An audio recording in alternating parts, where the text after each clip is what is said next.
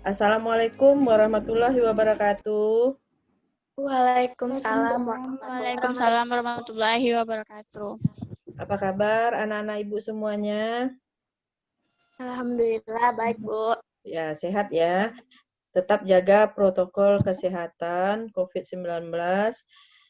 Tetap di rumah karena kita masih belajar daring dari rumah, belum dibolehkan ke sekolah. Tetap semangat ya, Nak. Tetap termotivasi. Nah, motivasi itu datangnya dari diri kita sendiri, ya. Nah, dengan motivasi itu kalian akan berhasil dengan adanya kesadaran dalam belajar, tidak disuruh-suruh, tidak diperintah-perintah oleh orang tuanya, tetap ada kesadaran untuk belajar. Oke, sebelum kita masuk, coba siapa yang bisa memimpin doa? Kita berdoa dulu ya. Delia, pimpin doa. Ya, Delia Ramadhani. Oke. Iya, Bu. Sebelum memulai pembelajaran, marilah kita berdoa. Berdoa mulai.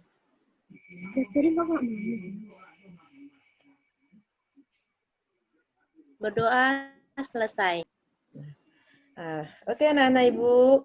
Untuk absensi, Ibu kirim linknya di Google Classroom ya. Nanti seperti biasa, anak Ibu isi link tersebut.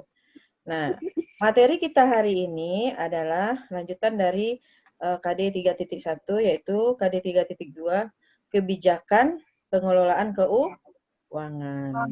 Oke, bentar ya, Ibu keluarkan dulu PowerPoint-nya.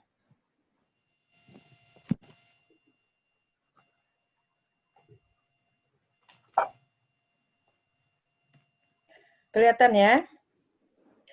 Jadi untuk materi hari ini kita akan mempelajari kebijakan pengelolaan keuangan. Nah, bisa dilihat ya. KD yang ada di pada materi ini ada 2 KD yang saling berkaitan. Yang pertama, KD pengetahuan memahami kebijakan pengelolaan keuangan.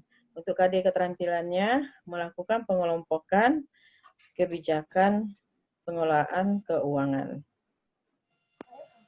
Terus, Ibu akan menyampaikan tujuan pembelajaran. Tujuan pembelajaran pada KD 3.2 ini, setelah mempelajari materi ini, peserta didik atau Ananda bisa memahami kebijakan pengelolaan keuangan serta mendefinisikan kebijakan pengelolaan keuangan dengan mengembangkan sikap kemandirian, jujur, percaya diri, teliti, dan penuh tanggung jawab. Kemudian indikator pembelajaran yang akan kita bahas pada materi ini adalah yang pertama, pengertian kebijakan pengelolaan keuangan. Yang kedua, menganalisis sumber keuangan. Yang ketiga, menjelaskan ciri-ciri kebijakan keuangan. Yang keempat, menjelaskan maksud dan tujuan kebijakan keuangan. Nah, sekarang kita lihat bersama apa itu definisi kebijakan pengelolaan keuangan. Nah, bisa dilihat? Bisa, Bu. Bentar ya, Ibu besarkan dulu. Nah, suatu tindakan yang dilaksanakan oleh pelaku usaha atau sekelompok bisnis untuk melakukan pengelolaan sumber keuangan yang digunakan seefektif mungkin agar menghasilkan keuntungan sesuai dengan tujuan yang telah direncanakan. Bisa ya dipahami ya? Kita lanjut. Nah, ciri-ciri kebijakan keuangan. Yang pertama, kebijakan keuangan dibuat oleh semua pihak yang terkait pada organisasi. Jadi pihak yang terkait dalam hal keuangan, dia bisa atau boleh membuat kebijakan keuangan di perusahaannya. Kemudian kebijakan mengelola keuangan dapat diterima oleh semua pihak. Setelah dibuat kebijakan keuangan, apa yang dibuat itu bisa diterima oleh semua pihak, maksudnya baik itu oleh atasannya ataupun oleh bawahan. Jadi semua pihak bisa Ya, Bu. menerima kebijakan tersebut. Yang selanjutnya, kebijakan pengelolaan keuangan tidak merugikan organisasi. Ini pasti ya. Jadi jangan sampai organisasi rugi dengan kebijakan yang kita susun ya. Jadi harusnya menguntungkan organisasi dan menguntungkan kita pihak-pihak yang semua atau staf atau orang-orang yang berada di dalam organisasi tersebut. Kemudian kebijakan harus dibuat transparan. Nah, transparan apa maksudnya? Harus terbuka, tidak ada yang tertutup, tidak ada yang ditutupi. Karena hal-hal yang berhubungan dengan uang itu harus dilaporkan sesuai dengan yang sebenarnya, ya kan? Terus kebijakan pengelolaan keuangan berbeda, organisasi besar maksudnya ini ya, berbeda dengan organisasi kecil. Nah, ya itu pasti ya, kalau organisasi besar itu lebih kompleks lagi. Kalau organisasi kecil itu biasanya organisasi kalau untuk perusahaan milik keluarga biasanya ya. Jadi organisasi besar dan kecil ini apa yang dilaporkan di dalam pengelolaan kebijakan keuangannya berbeda. Bisa dipahami ya, Nak? Kita lanjut yang berikutnya. Nah, apa tujuan kebijakan keuangan? Maksud dan tujuannya.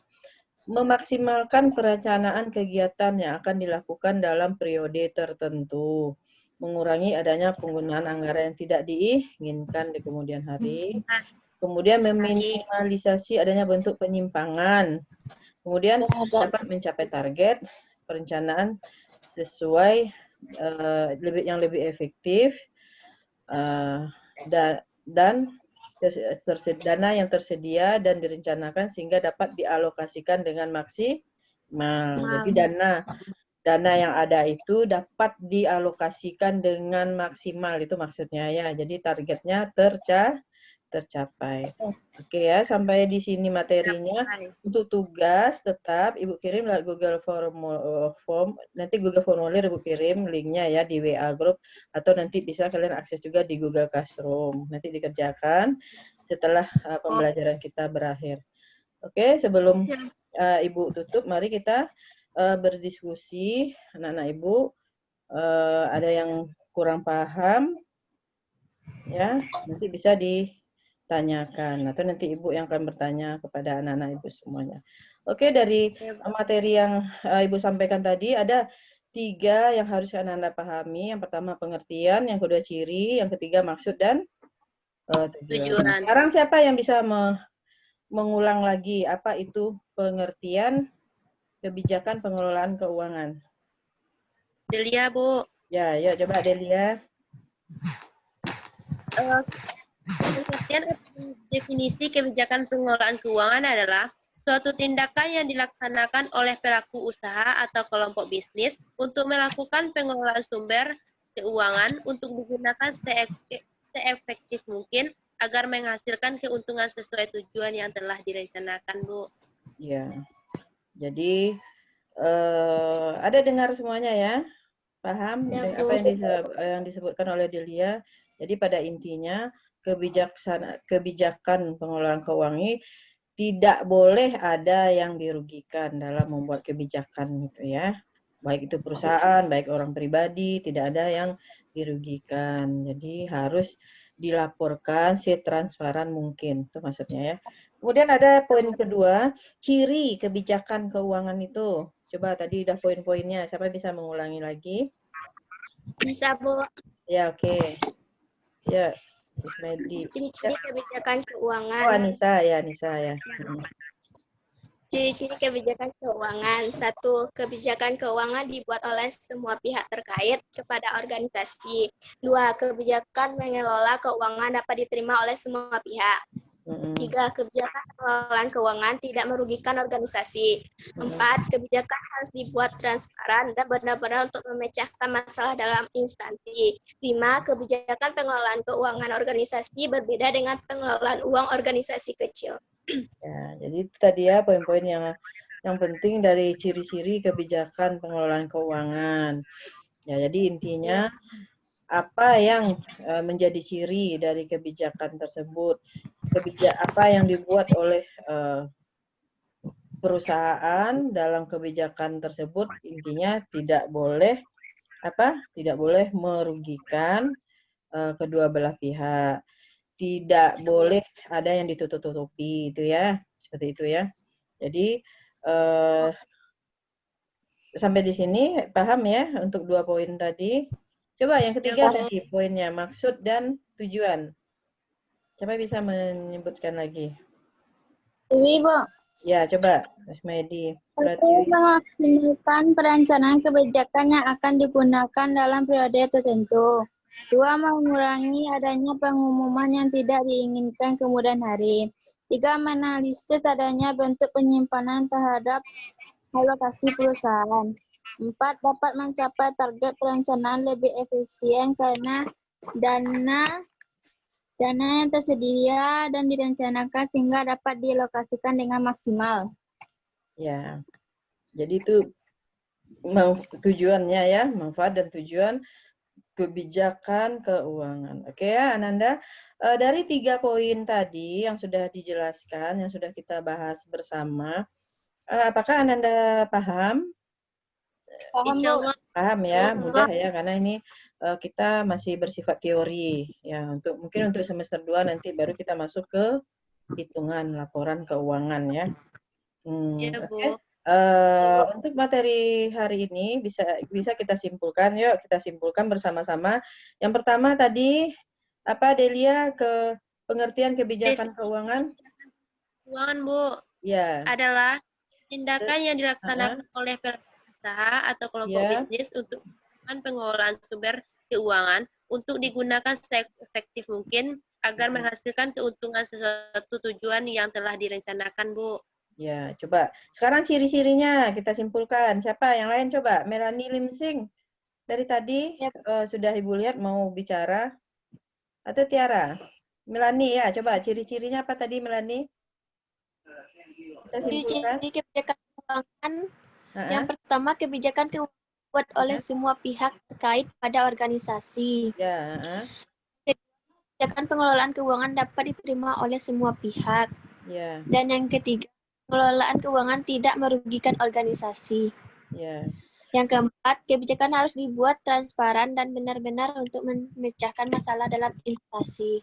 Ya, dan kelima, kebijakan keuangan organisasi berbeda dengan pengelolaan keuangan organisasi kecil. Jadi bisa disimpulkan ya, intinya organisasi besar, cirinya ya, itu ada ciri tersendiri ya, besar dan kecil itu pasti berbeda. Terus kita simpulkan yang ketiga tadi manfaatnya. Siapa yang bisa menyimpulkan?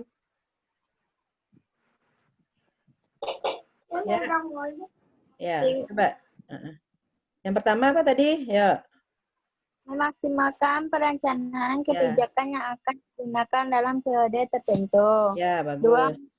2, adanya penggunaan yang tidak diinginkan kemudian hari. 3, menganalisis adanya bentuk penyimpanan terhadap alokasi perusahaan. 4, dapat target perencanaan lebih efisien karena dana yang tersedia dan direncanakan sehingga dapat dialokasikan dengan maksimalnya. Oke ya, Bu. Itu kesimpulan dari materi kita hari ini.